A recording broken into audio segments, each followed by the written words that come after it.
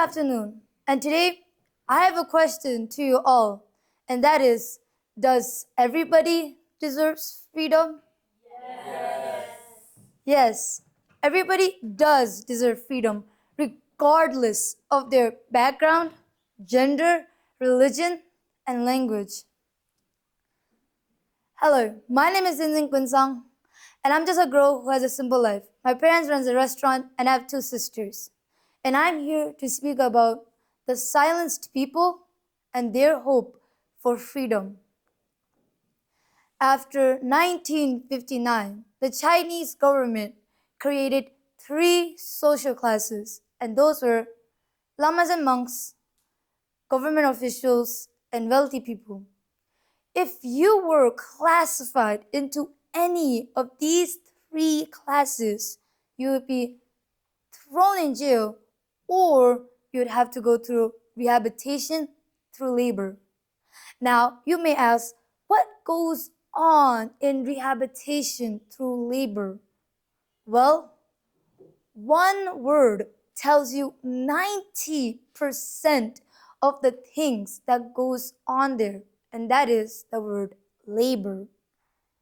The people there had to go through harsh labor all day long, and then at night they'll get beaten and have to memorize the text from the Red Mao book. The Chinese government said that it was good for the re-educating minds of the adults. But to be honest, nobody really changed.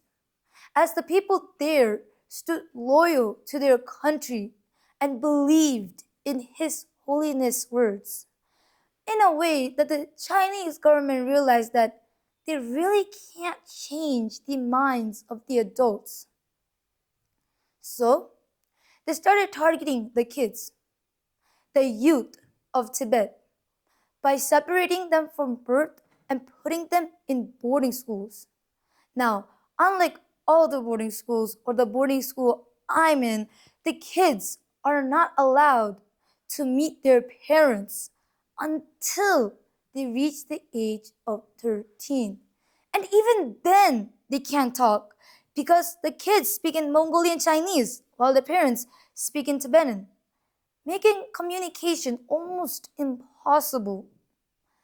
Luckily, there are still some kids out there in Tibet who knows a little bit of Tibetan, but still not enough for them to understand the deep emotions and the truth that the parents are trying to convey to their kids. The boarding schools are so isolating that the kids don't even know how to pronounce their own names. If you didn't know, there is this viral video going on in social media, Facebooks, of young Tibetans not knowing how to pronounce their name. And if you get to watch that video, you'll get to see a young girl. Her name is Minlam Sangmo. But because she doesn't know how to pronounce her name, she pronounces it Mela Shangmo, Mela Shangmo. It might sound funny at first, but let me remind you that there are other kids like her, hundreds and thousands of kids who have to go through the same kind of boarding schools. And don't forget that those kids don't even know how their parents look, where they actually belong, and who they are. And now, the Chinese government created the ethnic unity. Now, it might sound so great. It might sound like as if finally the Chinese government is like accepting Tibetan's diversity, Tibetan's language, culture. No, it's the complete opposite. The ethnic unity is just a pretty name for bad things. The objective of the ethnic unity is about completely getting rid of Tibetan society.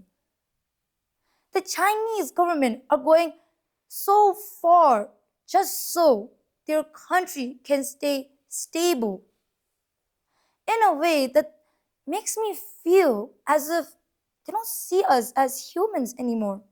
They see us as dogs or clay. As if you can't tame the mom, just take away your kids, train them the way it benefits you. But I think the Chinese government are forgetting one thing, and that is we are humans, we're not animals. We can think, we can feel just like them. So I, Tenzin Kunsang, a 14-year-old girl, asks for your help, as Tibet alone can't do everything by itself. We need your help. We need your hand. Thank you.